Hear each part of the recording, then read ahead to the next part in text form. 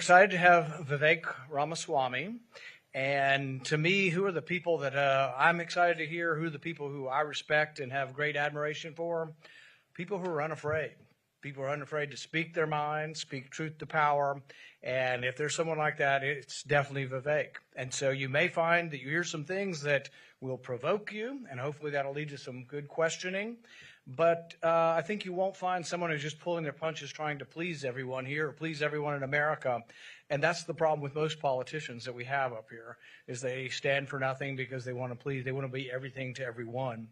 Vivek's from Cincinnati, Ohio. He couldn't get in anywhere else, so he went to Harvard. We will not hold that against him.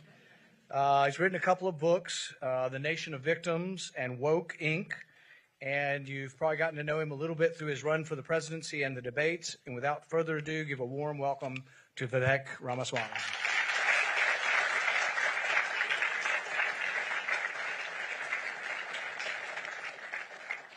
Well, I would say more about Rand Paul if you weren't in the room. But what I will say is I'll return some of the commentary back. One of the reasons why we were able to build our friendship has less to do with the fact that we agree politically on particular subjects, but the fact that we do have a culture of fear in our country right now.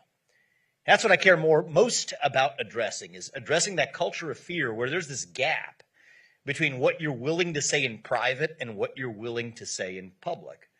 I'm technically not a politician, certainly not anymore after my presidential run, but I've met a lot of politicians. And I have noted a remarkable discrepancy. It doesn't apply to just everyday Americans. It applies to politicians, too. And the one person who I've gotten to know well, who doesn't have a gap between what he says in private and what he says in public, is Rand Paul. And so that's why when he asked me to be here, I didn't think twice, especially to address a young audience like you all. Now, I told my son this morning, I'm trying to spend more time with my family after the presidential run concluded. That was a bit of a toll, though we tried to do it together as a family. I dragged my then 3-year-old son over many parts of this country that he still remembers what it was all about. But I saw him this morning, dropped him off at swim class before flying to Washington, D.C. And he said, "Why are you going to Washington, D.C.?" And I said, "Well, I'm going to give a speech to a number of interns." And he said, "Well, why are you doing that?" And I couldn't tell him, well, Rand Paul twisted my arm and told me to come. But what I did tell him is, it's my job. And he looked at me, he's 4 years old, and he thinks about it for a second. He says, "No, it's not anymore." I said, "Why is that?" He said, "Because you are not the president." So that was the greeting with which my son sent me here. But my conversation with my son is part of, my relationship with my son is part of what gives me my purpose to do what I'm doing now. It's the next generation, those of you who are seated in this audience that I think are going to be responsible, it falls on your shoulders to save this country in our time of need. And that's really why I am here today. I was thinking about what to discuss, a range of topics we could pick. The destruction of the administrative state, which I think is required in this country. The threats to free speech, which deserve to be exposed. The latest updates from the ESG movement. The weaponization of the financial system to accomplish through the back door what Congress could not otherwise accomplish through the front door. These are topics I've written about at length. They're topics that I ran on for the U.S. presidency. But I actually decided not to address any of those specifics today. We can get into specifics of policy in our Q&A. I wanted to use today to reflect on a topic that's been on my mind recently, and a question that I'd like to challenge all of you to consider. It's the question of whether we in the United States of America today are really still one nation. Are we actually one nation or not? If I had asked that question 20 years ago, when I was in high school, when I was in college, when I was many of your ages, that would have been a silly question to ask. Of course we were one nation. Today, I don't think it's such a silly question to at least ask anymore. There are certain forms of coffee you purchase if you're one part of America versus another. Certain pillows you might purchase to sleep on at night if you're one kind of American versus another. Certain places where you get your news, one kind of American versus another. Certain flags you might or might not put on your lawn. Certain family members you may or may not even talk to. Certain neighbors you do or don't have over to your house over for dinner. I don't think it's a ridiculous question for us to ask, are we actually one nation today or not? Now, I'm biased. I come from, I ran as a Republican for U.S. president, and I will share with you my opinion. I think that much of the postmodern left is responsible for sowing the seeds of much of this national division by filling our vacuum for human identity with something other than our American identity.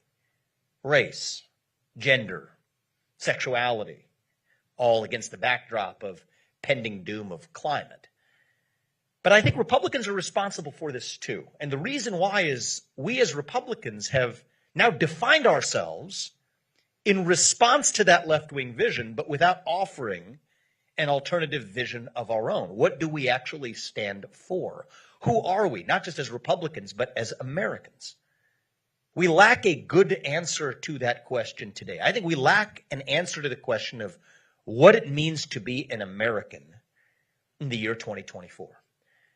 I'm looking at faces from the next generation. Here's what I see. You go to college campuses across this country, you go to rooms like the ones that you're in, your peers in your generation. I think something's true about your generation that's true of all of us right now in our country. And it is that we are all, I think more than ever right now in our history, hungry for a cause. We are starved for purpose and meaning and identity. At a time in our national history when the things that used to fill that void in our heart, faith in God, patriotism, belief in country, hard work, family, these things have disappeared. And that leaves a black hole of a vacuum that runs so deep that that's when the poison really fills the void. You can pick your favorite poison. People across different ends of the political spectrum. And I know we have Republicans and Democrats, by the way, in this audience. That was one of the reasons I for sure wanted to be here, because we have very few rooms anymore that I or any other leader in this country is going to speak to where that's actually a fact anymore. It's amazing how remarkable that is. That's changed in the last 20 years. So the fact that there are both Republicans, Democrats, Independents in this room made it particularly important for me to be here. Different sides will blame different poisons, right? You could pick your favorite one. Wokeism, transgenderism, climatism, COVIDism, depression, anxiety, fentanyl, suicide, globalism, anti-Semitism. These are symptoms of a deeper void, I believe, of purpose and meaning in our country. We are hungry to be part of something bigger than ourselves, and yet right now we can't even answer what it means to be an American today. What does it mean to be a citizen of this nation? To my own political party, what does it mean to be a Republican or a conservative today? We lack good answers to these questions. I think part of the problem with the Republican Party is that it's easy to criticize the other side, but I'll engage in some self-criticism here of the party that I ran on. Part of the problem with the Republican Party is we have defined ourselves running from something, defined ourselves in opposition to the radical Biden agenda or what the left puts on offer, but without offering an alternative vision of our own. What do we actually stand for? Running from something without asking the question of what are we running to? Running to our vision of what it means to be a citizen of this country. The left puts up race, gender, sexuality, and climate. I think it's time for our side to talk more about the value of each individual. The idea that you are you, not riding some tectonic plate of group identity, the product of your genetics, but an individual endowed by your creator with free will to achieve anything you wish with your own hard work and commitment and dedication. To say that the people who brought you into this world were a mother and a father, a family, that you are sovereign as a family, that the nuclear family is still the greatest form of governance known to mankind, not the government, but the family unit, that you're a citizen of this nation, the United States of America, a sovereign nation, not just pledging allegiance to global citizenship in the name of fighting climate change, but a citizen of this nation, the greatest nation known to man, and that we are one nation under God. That's not a four-letter word. That we do believe that we were each put here for a purpose, as our founders did, that there is a higher power that guides us to do what is right, and even when we err, to forgive us. No better cure for depression beats SSRIs than to revive that sense of faith in who we actually are. Individual, family, nation, and God, in my book, beat race, gender, sexuality, and climate if we have the courage to actually stand for that alternative vision. So what is that vision? What is that country that we are running to? To me, it's the country I grew up in. My parents came to this country as immigrants 40 years ago with no money. And in a single generation, I've gone on to found multiple multi-billion-dollar companies. Did it while marrying my wife, Apurva, who is a throat surgeon at Ohio State. Lived the American dream as the kid of immigrants in her own right. Now raising our own 2 sons. When we explain it to my own son when I get back tonight, I'm going to tell him, what did we talk about today? Talked about who we are as Americans. Who are we? What is that country that we're running to? It's a country where I do believe you ought to get ahead, not on the color of your skin, but on the content of your character and your contributions. A country where I can look my 2 sons in the eye and tell them that, you know what? You don't have the same God-given gifts as everybody else. You're not going to be able to achieve really literally anything you set your mind to, but that you get to achieve the maximum of your God-given potential without any government or any culture or system standing in your way with your own hard work and commitment and dedication. That you are free to speak your mind at every step of the way. That we're not a country that forces you to choose between putting food on the dinner table and speaking your mind freely, between the First Amendment and the American dream, that we are the country that allows you to enjoy both of those things at the same time. We're a country where if you work hard, play by the rules, do it the right way, you do have a good shot at living a good life, a greater life than your parents might have had when they came to this country as immigrants 40 years ago. A country where we decide who runs the presidency and who runs the country, not in some courtroom, but at the ballot box where every citizen's voice and vote counts equally. A country where large technology companies don't work at the behest of government to silence certain political candidates from being heard by their nation. These are not left-wing ideas or right-wing ideas. They're not black ideas or white ideas. These are American ideals that I believe still exist in our country. I believe they still exist. But I think we're at risk. We're a generation away from losing them permanently. And I do think that the generation that is going to have to step up to save this country is actually yours. It's not going to be people in Senator Paul's generation, or I believe even mine. I think it's going to fall on the shoulders of you in this room to step up as our founding fathers did 250 years ago to save the country that they set into motion. I think we live in a 1776 moment right now. This isn't one of those elections where we're quibbling over an incremental percent increase or decrease in the marginal tax rate. This is an election, and this is an election year that comes down to the basic rules of the road that our founders set into motion. And here's the thing about our founding fathers. Many of them were not that much older than those of you in the room today. Thomas Jefferson was 33 years old when he wrote the Declaration of Independence. That's 5 years younger than me, not that much older than many of you. But the thing is, he didn't just write the Declaration of Independence. He was an inventor. He invented the swivel chair. Literally, the swivel chair we sit in today was invented by none other than Thomas Jefferson. He invented the polygraph test. He invented a number of musical instruments. He actually nearly bankrupted himself by paying for libraries out of his own pocket. Think about the variety of many politicians today trying to use public money to enrich themselves. Here's a guy trying to use his own private money to enrich the public of the very country that he signed into existence when he put his name at the bottom of that Declaration of Independence. Alexander Hamilton, very much the ages of probably the median person in this room at the time he became one of our founding fathers. It's easy to sit around and laud our founding fathers. It's a lot harder to think about the sacrifices they actually made. Freedom is not free. It requires sacrifice. There were 56 men who signed the Declaration of Independence. We don't often ask what became of them. Many of them were your age or close to it. Of those 56 men, 12 of them had their homes ransacked and burned to the ground by the British. 5 of them were captured and tortured by the British until their death. 9 of them died in the Revolutionary War. 3 more of them had children who died in the Revolutionary War. Many of them died bankrupt because they had their private property seized before their death. They were what we would in today's vernacular call privileged. And they were entrepreneurs, merchants, successful, educated lawyers.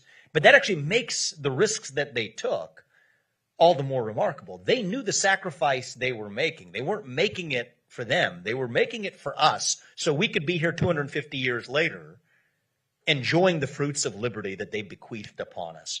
And I think we live in one of those moments today where it's going to take the next generation, as it did back then, to look yourselves in the mirror, every one of you. That's what I'm going to ask you to do today. Go home, look yourself in the mirror, and ask yourself, what are those unique God-given gifts that you have that nobody else has? Every one of you has them. They're not the same. Figure out what those unique God-given gifts are. Look yourself in the mirror. You wouldn't be working here this summer if you didn't care enough to do this. Figure out what that is and then ask yourself how you're going to use those unique God-given gifts to do what is right in this country in the short time that you are given. That's what our founders did 250 years ago, and that's what's going to be required if we are to save our country today. We have a bad habit of burying that history of the founding of our country. And one of the things I found amongst my Republican friends and colleagues is we talk and bemoan the fact that we're not teaching American history anymore. Although we don't actually talk that much about American history ourselves. We just talk about the importance of talking about history. And so one of the things I've tried to do in occasions like this, and I'll do so in a short way now, is to remember some of the stories of our actual history rather than just talking about it. Now, we're dismissive of our founding fathers and our founding culture because they were hypocrites, because they were slaveholders. This is a well-known fact. Among the first facts that a young person will learn about our founding fathers is that they were sinned, they were fallen because they were slaveholders. And it's true, I suppose. Thomas Jefferson wrote in the Declaration of Independence that all men are created equal, endowed by their Creator with certain inalienable rights, among these life, liberty, and the pursuit of happiness. And yet, he owned many slaves, many of whom he did not treat particularly well. Was Thomas Jefferson a hypocrite? He's my favorite president, but was he a hypocrite? He most certainly was. But the thing I would encourage you to remember is that I would rather live in a country where we have ideals and fall short of them than to live in a country that actually has no ideals at all.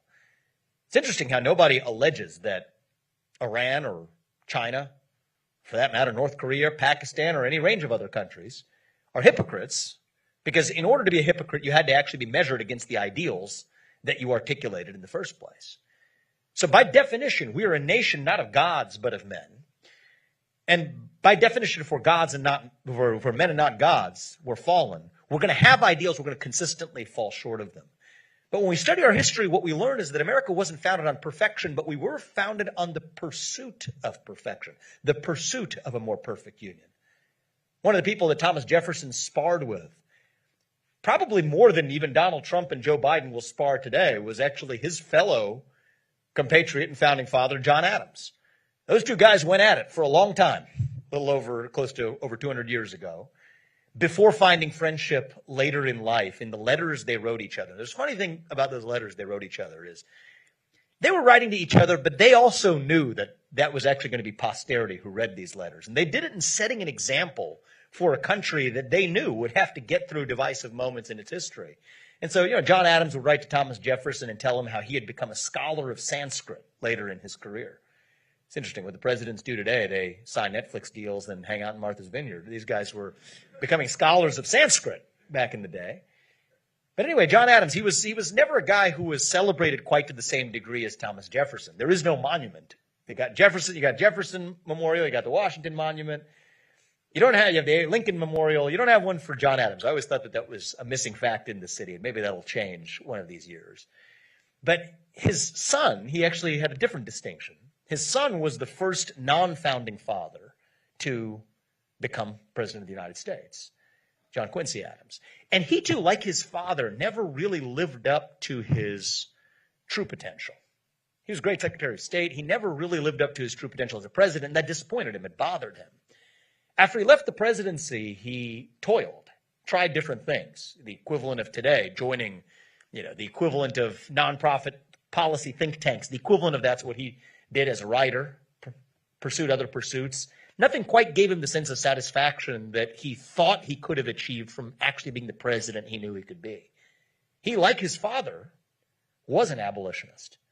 Think about that. John Adams as an abolitionist would be the equivalent today of standing up to whatever orthodoxy you think you take for granted.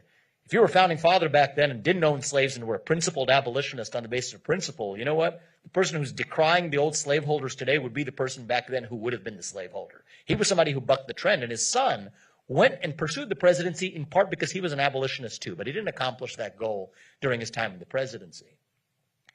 He eventually went back. He became a congressman. He's the only president in U.S. history. Think about the humility. I don't think we make presidents like that anymore. Had I been elected, probably wouldn't have been one myself. Somebody who would, after being the U.S. president, goes back to serve as a congressman. He did it because he wanted to make a sacrifice for the country that he knew he had not yet served to his fullest.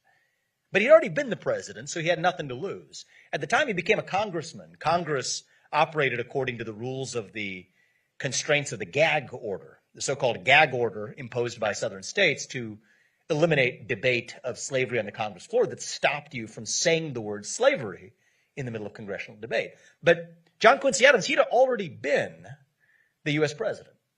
He had nothing to lose. Now he's a congressman. You know what? What's the worst they're going to do? Kick him out of Congress? He can deal with that.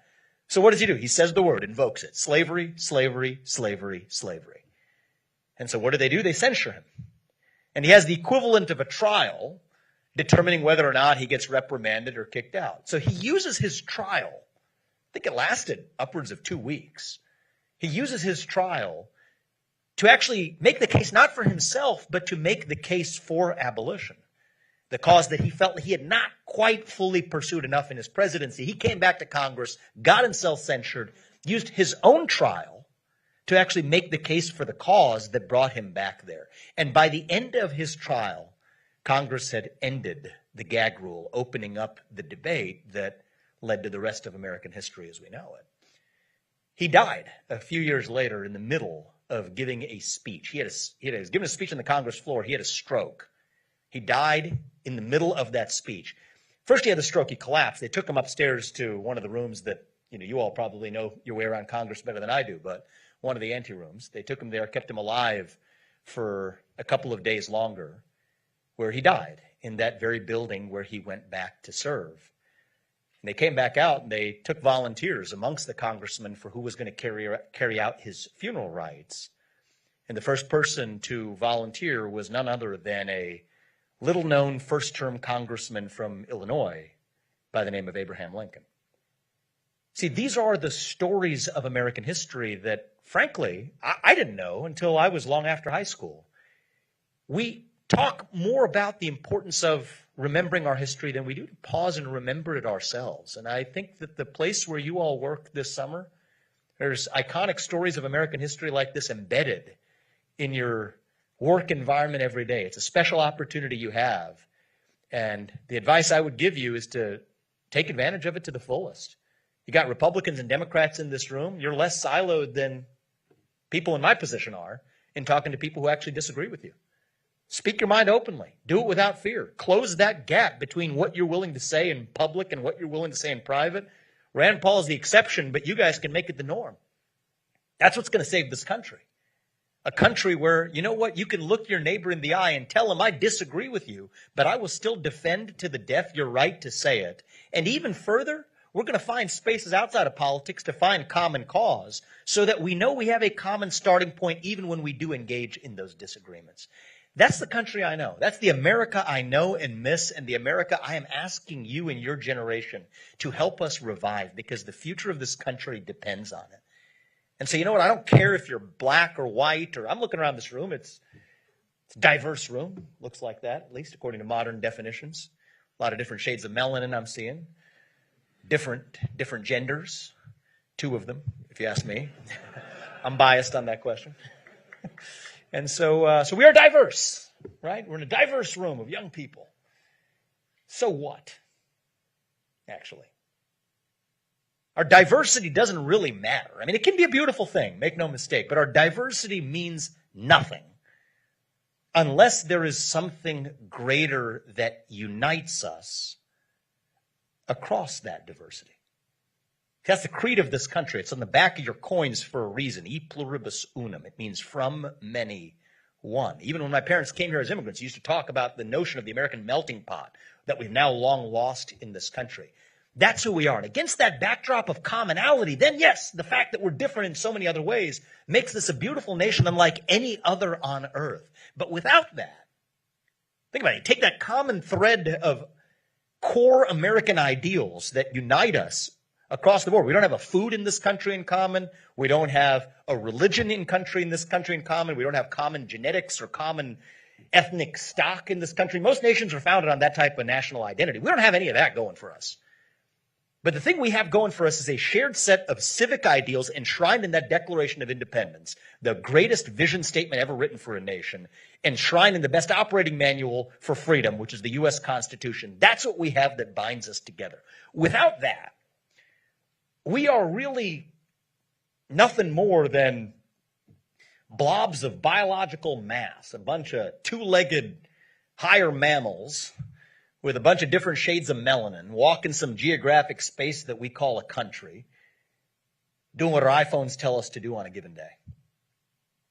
That's the America I see at times today. But I think there is more to this life than the aimless passage of time. And I think there is more to this country than the geographic space that our biological masses occupy. We're a nation founded on a set of ideals that form the backbone of what I still believe is the greatest nation known to mankind. And so I am asking you to do what is required in this moment, to make a sacrifice when you are the only person in a room who believes what you do. The least you can do right now as a citizen of this country is to stand up and say it. Say it with a spine. Say it with conviction. Say it with respect. But part of respect is that you respect your neighbor enough to tell him what you actually think. And if you all are willing to step up and rise to that occasion, especially in a generation where it's a lot harder for you to do that than it was for me when I was in your seat, if you're willing to step up and do that, then I am confident that our country's best days, not in some fake politician way, but in a true way, I'm confident that our country's best days can actually still be ahead of us. Thank you all for coming out this afternoon, and I'm enjoying talking to you already. We'll open this up.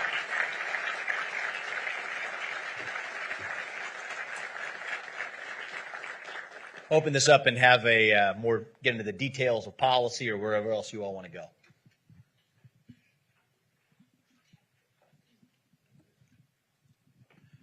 So I've heard you talk a lot on podcasts about like the administrative state and the security state that we're living in, and you recommended the book G-Man at one point. Oh, yeah. That I actually read and really liked, and I was wondering if you had any other book recommendations to kind of help explain why we are the way we are and what we do.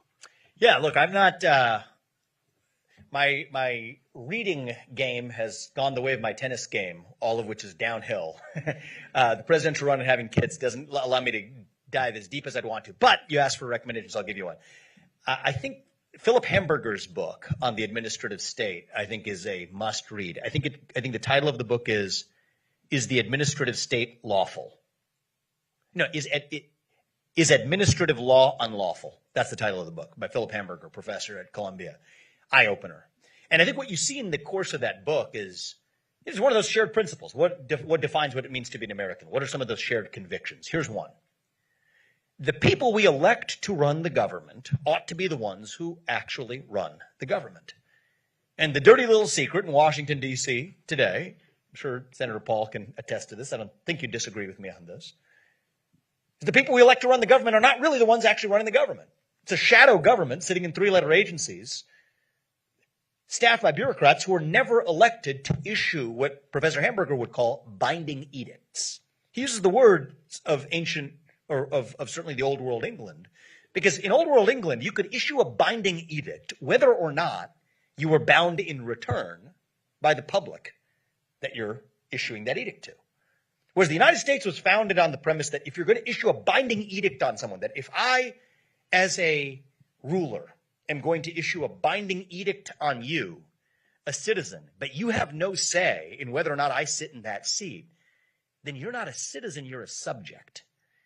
And I think that's the distinction in the United States of America today. Are we subjects or are we citizens? And if we are citizens, that means that we at least deserve to hold accountable the people who bind us with the edicts that they issue. That's not the case today. Most rules, they call them rules, they're really laws, right? Because if you violate the rules, you're treated as though you violated the laws. Those rules are written with the stroke of a pen without going through the congressional rulemaking process, issued by administrative agencies from FTC to SEC to FDA to God knows what, the alphabet soup in this town, that many of whom have, both under the same roof, not just the power to write those rules while evading the constitutionally ordained lawmaking process, but also is the same agency that then enforces those rules, which in some cases is also the same agency that interprets those rules through administrative law judges. And I don't care whether you're a Democrat or Republican. The people we elect to run the government and make the rules at least better darn well be the ones who actually do. Yet that's not the case today. And it is a new form of, I don't think it's hyperbole to call it this, a new form of modern soft tyranny in the United States of America, the rub of which is really interesting, right? Many people on the right fall into this trap thinking that this is some type of plot to really shortchange Americans, to rob Americans of their liberties. It's actually more sinister than that. It is not a malevolent intention. It's actually their vision of elite benevolence, actually. It's actually fundamentally skeptical of self-governance, the idea that we, the people, could be trusted to handle complex issues like avoiding burning ourselves out of existence in the form of modern global warming or climate change, or to deliver the kind of equality that could not be delivered through the lawmaking process. You can't leave it to the people to decide that for themselves. So it is actually a form of benevolence that accounts for the behavior of the bureaucratic class in Washington, D.C. And I think if we're ever to fix the problem, we got to actually understand that's actually the motivating force, not a form of intended oppression, but a form of condescending benevolence. And, I can get into this in response to some of the other questions, but I think we have reached a point in the expansion of the administrative state where we cannot fix this problem incrementally. A lot of Republicans, good Republicans, will talk about reforming X agency or Y agency. I don't think reform in most cases is possible. I think reform is an illusion, which in some ways is doubly unhelpful because it gives you the illusion that you actually did something without actually solving the underlying problem. I think the solution is not reform, but destruction, creative destruction, if necessary. You're always going to take a risk. Are you going to cut too much or are you going to cut too little? If you cut too little of an 8-headed hydra, you cut off one head, the head grows right back. I am willing to take the other risk. You're always taking a risk. You're never going to be able to promise that you're going to do it exactly perfectly. It's just a question of which risk you're willing to take. The risk I would take is you take the risk of not just cutting the fat, but maybe cutting some muscle too. You have to acknowledge that you're taking that risk. But if you overcut, then at least you can build back on a fresh edifice what you were actually missing, rather than the other way around, which is where we are today. So that'd be the book I'd recommend. Thank you.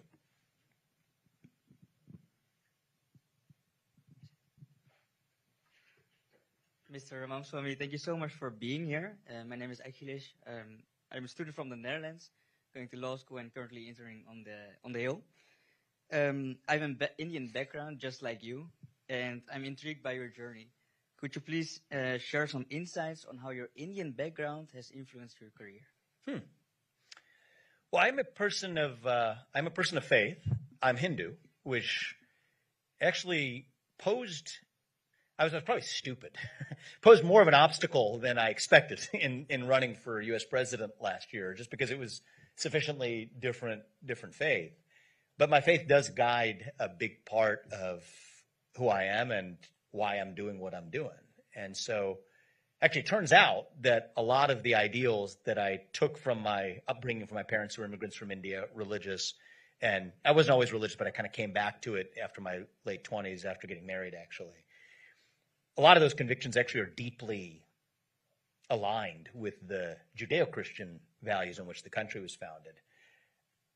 I was always taught from a young age that we're each put here for a purpose, and that it is our moral duty to realize that purpose. And that what we're doing, in some ways where I get my freedom, I've done a lot of things. Running for president was just the most recent of them. But of everything I've accomplished in my life, I've been at my most free when I remind myself it's not being done by me, it's being done through me. And for me, that is a source of great liberty, actually. Sometimes when you think it's all on your own shoulders, you can work yourself into a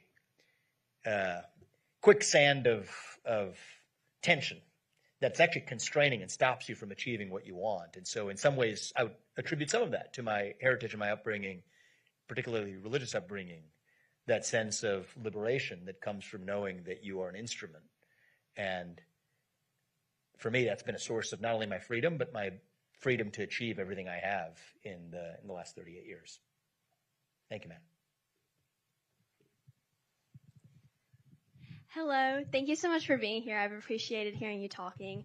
As a woman, but first and foremostly as an American, I've been very concerned and burdened by the recent Title IX changes done by the Biden administration. So I just wanted to ask you, how do you think we got here to such a dark place, and where do we go from here? Thank you. Yeah. So I'll point out one inconsistency on Title IX, just because many of you are young enough maybe not to have been alive when Title IX was debated the first time around. That was actually a different line of the conservative position. Was you were actually against Title IX, because if fewer girls wanted to play sports than boys, then why should they be supported equally when in fact you should track the demand of what boys and girls want to do? So that was actually a progressive cause at the time to stand for Title IX. That ship has now sailed, and we acknowledge that women's sports deserves to be preserved because that's at the heart of what Title IX is all about. Now we've come full circle to say that if you're a biological man with male sex organs who has sex with women, that you can still compete in a women's sport and walk away with a trophy and be entitled to it. It's actually a perversion of the original premise, the original liberal premise for Title IX itself. That's a logical point. How did we get here, I think, is a deeper question. It goes back to this, I believe, to this vacuum of identity. I think that we have abandoned the sources of traditional grounding pride and identity. When you can't pledge allegiance to this flag, or you are reluctant to pledge allegiance to this flag, you'll pledge allegiance to a different flag instead. It's not an accident. You can walk around this town, Washington, D.C., and in certain corridors, you'll count more, in this month particularly, more pride flags or transgender flags on the street than you do American flags in the capital of the United States of America. And I'm not just ranting about the fact that, somehow I'm offended by the existence of a pride flag. I'm curious about what that actually means about where people are finding and locating their identity today. So I think we have this innate need as human beings to believe that we're part of some group bigger than ourselves. But when we lose the natural grounding, whether that's the family unit or the nation state as a unit, we're going to turn to something else instead. That's what makes us different from animals, right? Non-human animals don't really believe in something bigger than themselves, as far as we know. That is what distinguishes human beings from all other animals. So we have that innate need. And again, I'll engage in some self-criticism here of the side of the, aisle or whatever that I'm on. I'm not a particularly, partisan politics person, but, criticizing Republicans here. I think that we conservatives have embraced a part of our American identity that's really important to me too, which is the individual, the rugged individual, the idea that you're able to get ahead with your own self-determination through the system of American free market capitalism and actualize yourself through what was my favorite vision articulated in some of my favorite books like The Fountainhead or whatever 20 years ago. And I think that too is an important part of our American identity. But there's a part of the American identity that we as conservatives have been shy to admit, which is that we also as citizens hunger to be part of a whole that is bigger than just the sum of its parts. And I think the liberal side does the opposite, right? They shed the individualist side. They reject that for this collectivist vision of who we are. But that collectivist vision now isn't at the level of the nation. It's at the level of your race or your gender or your sexual preference.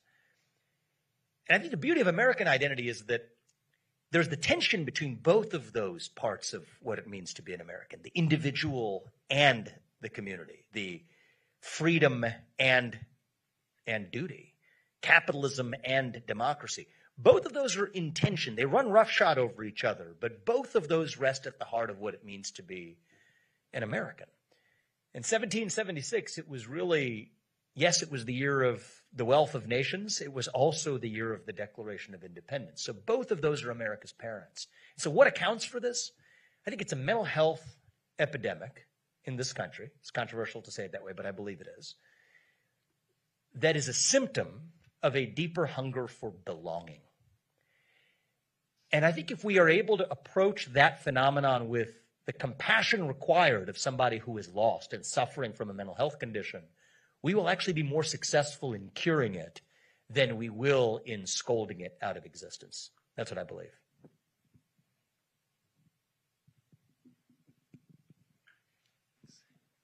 Mr. Ramaswamy, thank you so much for your speech. My name is William Cady. I'm an intern for Congressman Fleischman.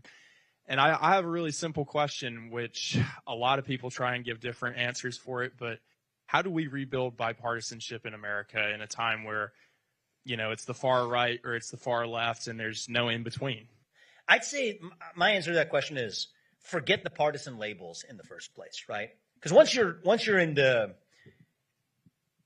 practice of adopting a label, right? I was criticizing race, gender, sexuality. You could also talk about your red versus blue label. Labels are actually confining, right? Identities are confining if they're given by somebody else and imposed to yourself. Principles are liberating.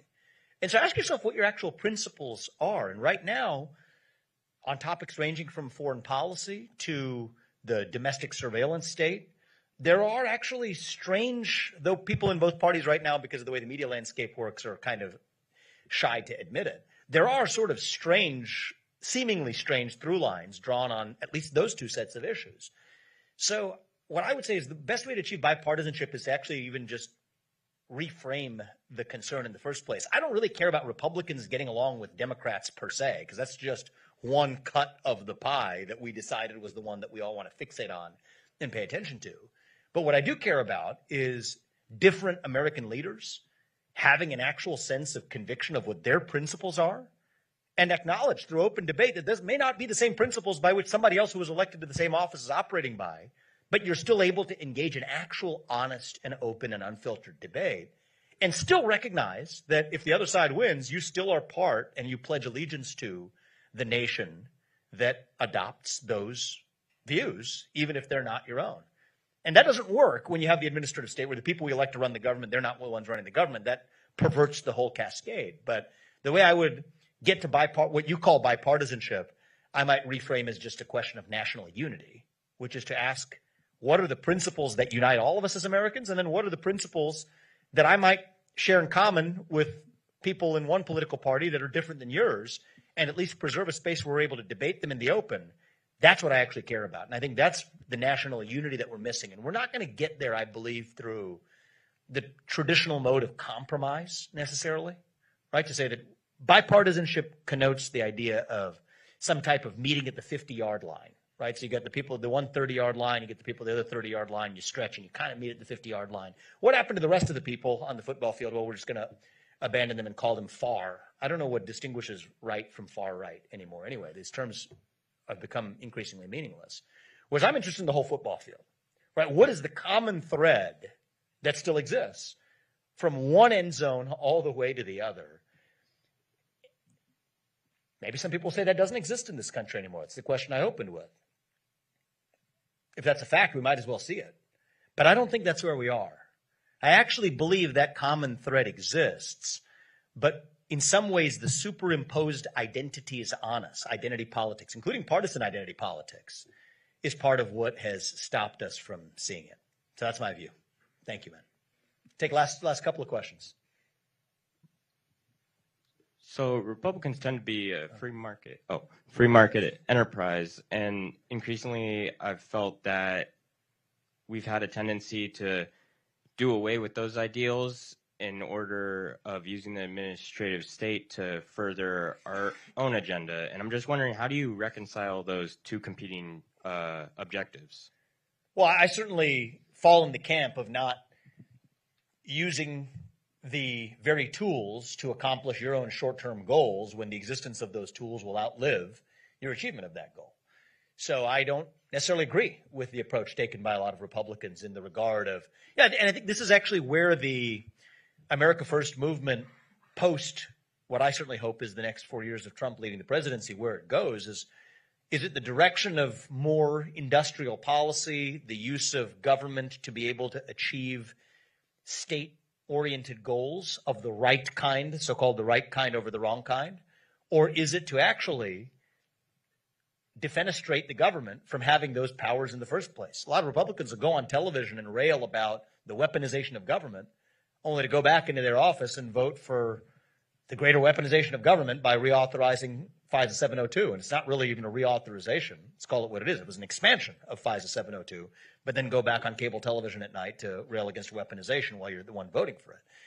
I think there are then temptations to use that same expanded tool of government to be able to achieve your own objective through state power, not realizing that the same shoe can then fit the other foot. And so I reject that premise. I personally believe the future of our conservative movement, the America First movement, is going to be a libertarian nationalist alliance, is what I would call it. I think libertarians, I used to call myself a libertarian. I still have the same libertarian instincts, but it's not enough. I also care about cultivating a sense of pride and civic identity in this country that at least I would find a classical libertarian probably too agnostic to. But I think that's going to be the alliance that saves the country, not one that effectively borrows the methods of the left in the name of beating them. Thank you.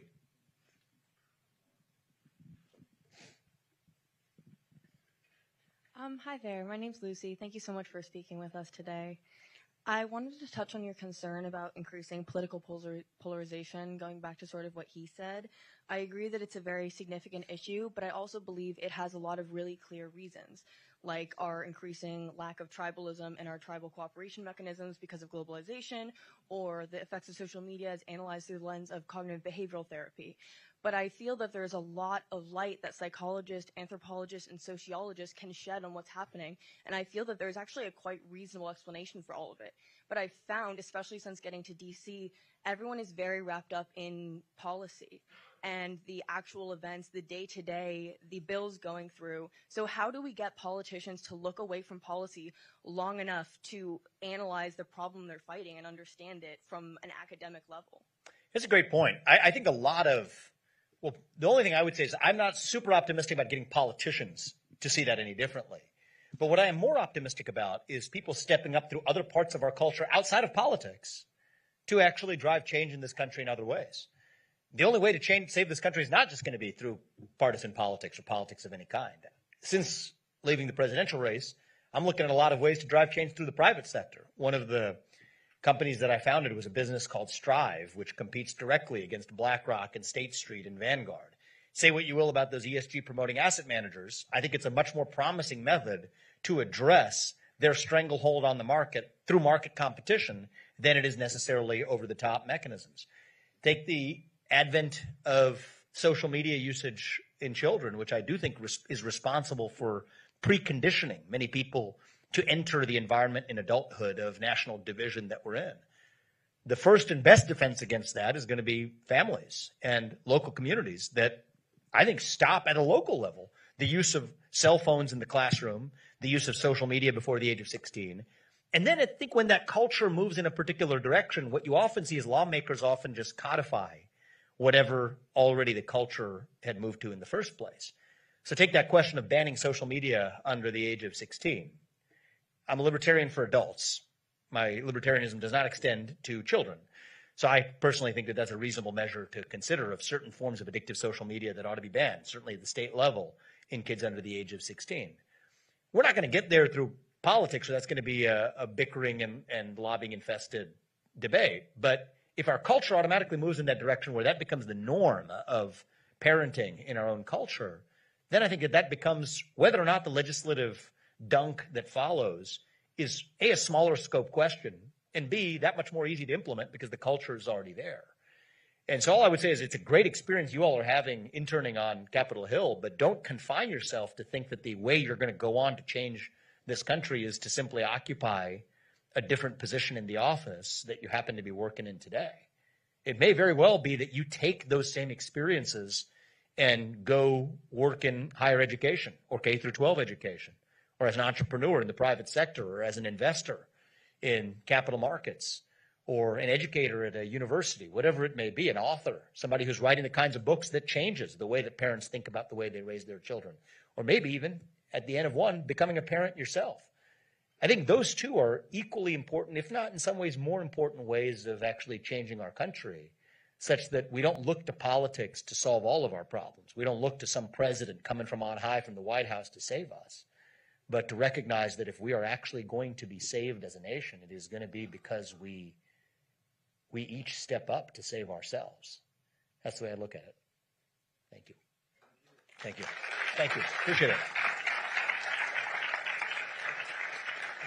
Great engaging group of interns. Really great group. Great job. Well, that was a great note on which to end the program this afternoon. Let me just remind you, our next lecture is next week, June 18th. It'll be Senator Rand Paul. Registration will open at 2 p.m. today. We'll be back in the Senate building. You can find the details online. Thank you for being a great audience. Thank you to Vivek. Have a great afternoon.